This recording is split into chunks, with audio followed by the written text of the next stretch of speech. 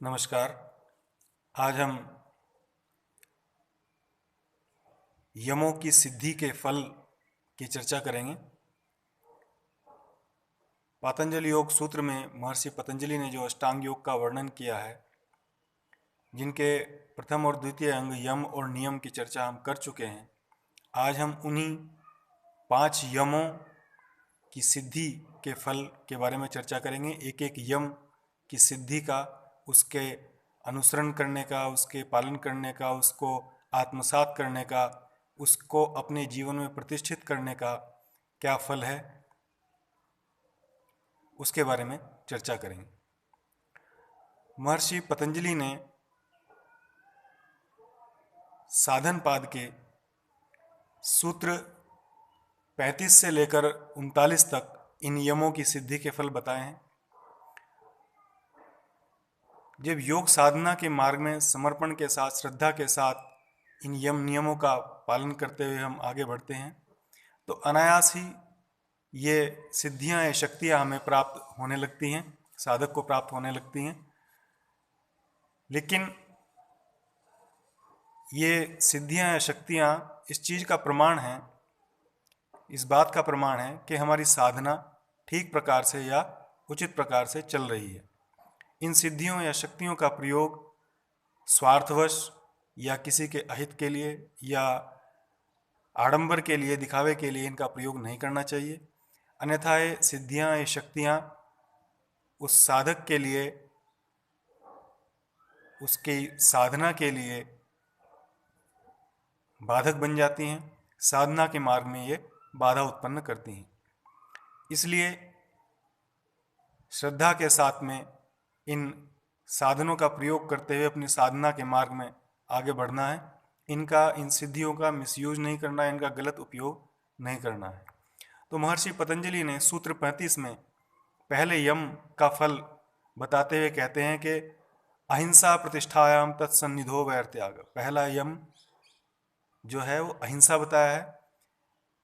अहिंसा की दृढ़ स्थिति हो जाने पर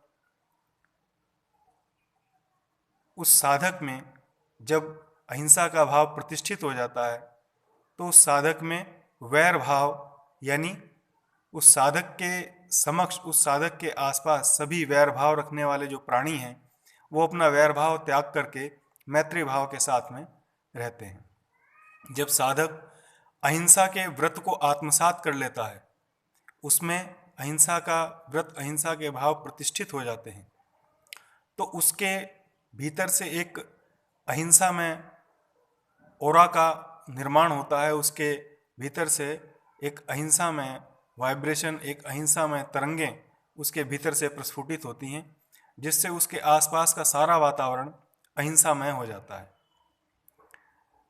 ऐसा हमें कई बार योगियों के आश्रमों में, उनकी तपोस्थली के आसपास ऐसा देखने को, इस तरह के प्रमाण हमें मिलते हैं, क्योंकि वहाँ उन साधकों ने, उन योगियों ने साधना की है।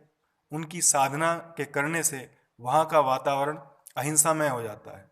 और देखने में आता है कि जो वैर भाव रखने वाले जो प्राणी हैं, जैसे कुत्ता बिल्ली है, शेर गाय है, बिल्ली और खरगोश है, बिल्ली और कबूतर है, इस तरह के जो अनेक जो वैर भाव रखने वाले प्राणी हैं, जो एक दूसरे को देख करके बिना हिंसा किए नहीं रह सकते, वो भी वहाँ पर मैत्री भाव के साथ में रहते हैं, एक साथ खाते पीते हैं, एक साथ खेलते हैं। इस तरह के प्रमाण हमें ऐसे साधकों की तपोस्थली, ऐसे साधकों के आश्रमों में देखने को मिलते हैं। और कई बार हमें भी, जब हम जाकर ऐसे स्थान पर, ऐसे आश्रम में या ऐसी तपोस्थली पर जाकर बैठते हैं, तो हमें एक अलग ही शांति का, आनंद का अनुभव होता है।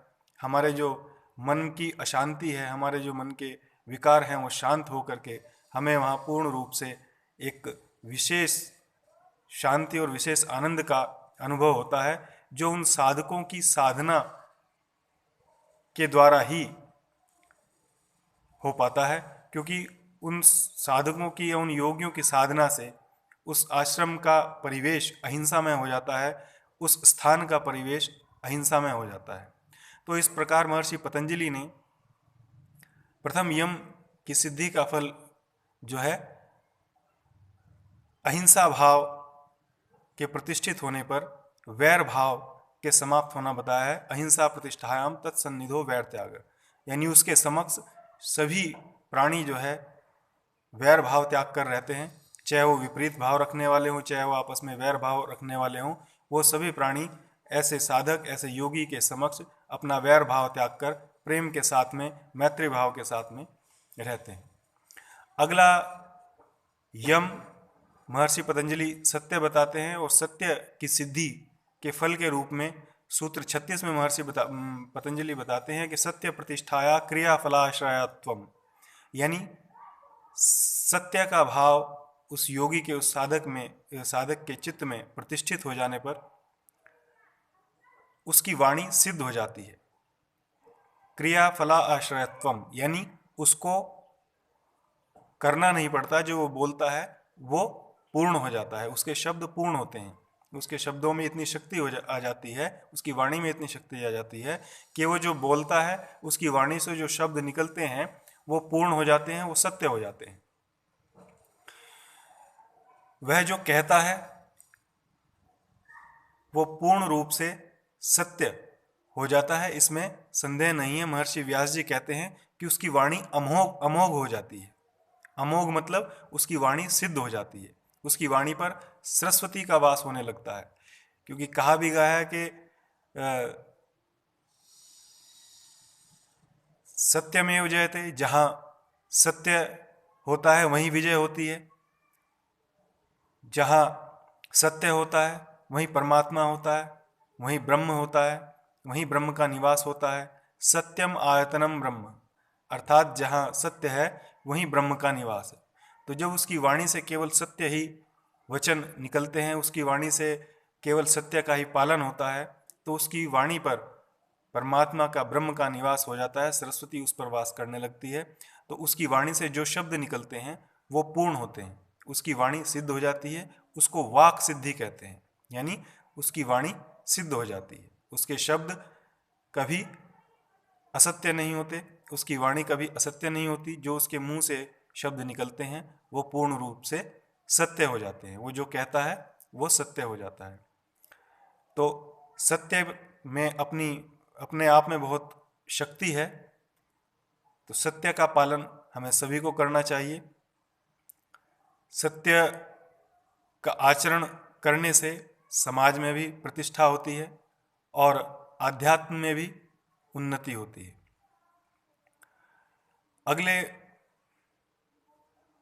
अगला जो यम बताया है, तीसरे यम के रूप में महर्षि पतंजलि अस्तेय को बताते हैं। अस्तेय अर्थात चोरी न करना।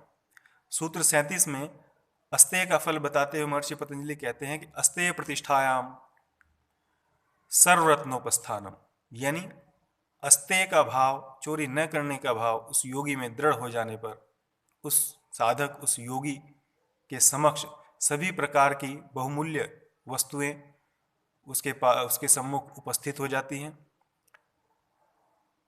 अस्तेय अर्थात चोरी न करने की भावना जब उसके मन में दृढ़ हो जाती है, मजबूत हो जाती है, पक्की हो जाती है, किसी तरह का उसके मन में लोभ लालच नहीं रहता, तो सभी वस्तुओं के प्रति उसका राग, उसकी आसक्ति, उसका लालच वो समाप्त हो जाता है। तभी उसके सम्मुख सभी प्रकार की बहुमूल्य वस्तुएं उपस्थित हो जाती हैं, उसको प्राप्त हो जाती हैं, क्योंकि ऐसे लोभ और लालच से रहित व्यक्ति की सहायता करने के लिए भगवान किसी न किसी रूप में उसके सम्मुख आते हैं, उसके सामने प्रकट होते हैं और उसकी सहायता करते हैं। उसकी आवश्यकता को पूर्ति करने का काम फिर परमात्मा स्वयं करते हैं। जो इस प्रकार लोभ और लालच से जिसका मन रहित हो गया है, जिसके मन में अस्तेय की भावना प्रतिष्ठित हो गई है, तो उससे बड़ा राजा, उससे बड़ा शहंशाह कोई नहीं होता है, और शहंशाह राजा के पास किसी चीज़ की कमी नहीं होती है। किसी ने कहा है कि चाह मिटी चिंता मिटी मनवा बेपरवाह, जिसको कुछ ना चाहिए वही शहंशाह, यानी वो सबसे बड़ा शहंशाह यानी राजा बन जाता है, क्योंकि उसकी सारी इच्छाएं, सारी उसकी लालच, उसका लोभ वो समाप्त हो जाता है। तो वो समाप्त होने पर उसका अंतःकरण पवित्र हो जाता है और परमात्मा उसकी आवश्यकता की, परमात्मा उसकी ज़रूरत की चिंता स्वयं करते हैं और किसी न किसी रूप में आकर के उसकी आवश्यकता को वो पूर्ण करने का काम करते हैं। ऐसा देखने में भी आता है कि जो बहुत से ऐसे महापुरुष हैं, ऐसे साधु संत हैं जिनकी झोली अगर देखें तो खाली रहती है, जिनकी झोली में कोई, जिनके कपड़ों में कोई जेब नहीं होती, अपने पास कोई पैसा नहीं होता, कोई संपत्ति नहीं होती, कोई धन नहीं होता, लेकिन उनके द्वारा किए गए संकल्प से जो प्रकल्प चलते हैं वो पूर्ण होते हैं। कई जगह भंडारे चलते हैं, कई जगह अनाथालय चलते हैं, कई जगह वृद्धाश्रम चलते हैं, बहुत सारे सेवा के काम उनके द्वारा ऐसे चलते हैं। गरीब बच्चों के लिए पढ़ाई का कार्य, स्कूल चलाते हैं, चिकित्सालय चलाते हैं, बहुत सारे प्रकल्प उनके द्वारा, उनके संकल्प से पूर्ण होते हैं, लेकिन उनके हाथ में, उनके पास कोई धन इस तरह का नहीं होता जिससे वो उनके पास दिखाई दे और जिससे वो उसको चला सके। लेकिन प्रत्यक्ष अप्रत्यक्ष रूप से भगवान किसी न किसी रूप में अन्य लोगों के द्वारा उनकी इन सब प्रकल्पों को पूर्ण करने का काम स्वयं परमात्मा करते हैं। तो इस प्रकार जब लोभ लालच से रहित वो साधक हो जाता है तो उसमें चोरी न करने का भाव प्रतिष्ठित हो जाता है और सभी प्रकार की धन संपदाएं उसके पास अनायास ही प्रकट होने लगती हैं, लेकिन फिर भी उसमें वो किसी तरह का मोह नहीं करता, लोभ नहीं रखता, लालच नहीं रखता। तो इस प्रकार अस्तेय का पालन करने से, चोरी न करने की भावना उस साधक में दृढ़ होने से उसमें उसके सम्मुख सभी प्रकार की ऐश्वर्य रूपी धन संपत्ति संपदाएं उपस्थित हो जाती हैं। अगले 38वें सूत्र में महर्षि पतंजलि ब्रह्मचर्य के फल के बारे में बताते हैं कि ब्रह्मचर्य प्रतिष्ठायाम वीर्य लाभ, यानी ब्रह्मचर्य की दृढ़ स्थिति हो जाने पर, ब्रह्मचर्य उस साधक में प्रतिष्ठित हो जाने पर, ब्रह्मचर्य का श्रद्धापूर्वक अनुसरण करने पर, पालन करने पर वीर्य लाभ होता है। वीर्य यानी उत्साह की वृत्ति।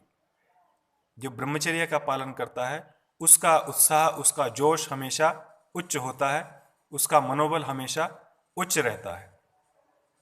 जब साधक जितेंद्रिय होकर अपनी समस्त इंद्रियों को काम वासनाओं में और भोगों में जाने से रोककर उनको संयमित रखता है, उनको नियंत्रित रखता है, तो साधक में एक उत्साह की वृत्ति का उदय होता है, जिससे इंद्रिय संयम होने से ऊर्जा का संरक्षण होता है और इस ऊर्जा के संरक्षण से उसको अमोघ बल और आत्मविश्वास, आत्मबल की प्राप्ति होती है। कई बार ऐसे देखने में आता है कि जैसे एक कुश्ती के अखाड़े में एक कांगड़ी पहलवान, एक कमजोर दुबला पतला पहलवान देखने में अपने से दोगुने शरीर वाले, अपने से दोगुना दिखने वाले पहलवान को भी पटकनी दे देता है, उसे पछाड़ देता है, उसको हरा देता है। तो ये सब उसके उत्साह, उसके आत्मबल के कारण होता है। वह ब्रह्मचारी होता है, ब्रह्मचर्य का पालन करने वाला होता है। जो ब्रह्मचर्य का पालन करता है उसका आत्मबल उच्च का होता है, उसका उत्साह उच्च होता है, उसका मनोबल उच्च होता है। तो इसलिए हमें अपने जीवन में भी उन्नति के लिए और सफलता के लिए ब्रह्मचर्य का पालन करना चाहिए और आध्यात्म में भी ब्रह्मचर्य पालन का विशेष महत्व है। तो इस प्रकार महर्षि पतंजलि यहाँ कहते हैं कि ब्रह्मचर्य का पालन करने से, ब्रह्मचर्य का भाव उस साधक में प्रतिष्ठित होने से उसको वीर्य लाभ अर्थात उत्साह, ओज की वृद्धि होती है, उसको प्राप्ति होती है, जिससे वह अपने सभी संकल्पों को, सभी अच्छे प्रकल्पों को पूर्ण कर पाता है। सूत्र 39 में अंतिम यम अपरिग्रह की सिद्धि का फल बताते हैं महर्षि पतंजलि। कहते हैं कि अपरिग्रह स्थैर्य जन्म कथानंता संबोध, यानी अपरिग्रह की दृढ़ स्थिति हो जाने पर पूर्व जन्म कैसे हुए थे, क्यों हुए थे, उसका क्या कारण था, इसका भी बोध, इसका भी ज्ञान उसको साधक को हो जाता है, जिसमें अपरिग्रह प्रतिष्ठित हो जाता है, जिसमें अपरिग्रह का भाव दृढ़ हो जाता है, जिसके मन में अपरिग्रह जो है दृढ़ हो जाता है। अपरिग्रह का मतलब है अनावश्यक संचय की प्रवृत्ति का न होना। अपरिग्रह का अर्थ अगर समझे तो रोटी, कपड़ा और मकान जैसी आवश्यकताओं को पूर्ण करते हुए अपने जीवन को यापन करना ही अपरिग्रह है। इस प्रकार अनावश्यक धन संपत्ति का संचय न करने से वह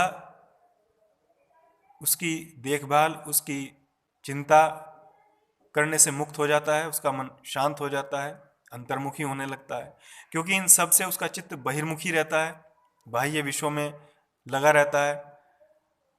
और जब इन सब से उसका मन हट जाता है, इन सब की उसको चिंता नहीं रहती, क्योंकि अपरिग्रही है, अनावश्यक संचय की प्रवृत्ति नहीं है, तो उस साधक का मन अंतर्मुखी होने लगता है, उसकी अंतर में स्थिति होने लगती है, उसका मन, उसका चित्त स्वयं में प्रतिष्ठित होने लगता है। और हमारे जितनी पूर्व जन्मों की स्मृतियां हैं वो हमारे अंतःकरण में ही समाई होती हैं, छिपी रहती हैं। जब साधक अंतर्मुखी होने लगता है तो वो स्मृतियां प्रकट होने लगती हैं, उसको ये बोध होने लगता है कि पूर्व जन्म क्यों हुए थे, उसका कारण क्या था, किन कारणों से वो जन्म मरण के चक्र में भ्रमण कर रहा है, ये सब उसको ज्ञात होने लगता है। और जब ये उसको ज्ञात हो जाता है तो वो अपने वर्तमान के जीवन को भी सुधारने का प्रयास करता है, क्योंकि जो गलतियां उसने पूर्व जन्मों में की वो इस जन्म में उसका पता लगने पर, उसका ज्ञान होने पर, उसका बोध होने पर वो उनको सुधार कर अपने इस जन्म को भी सुधारता है। तो इस प्रकार महर्षि पतंजलि ने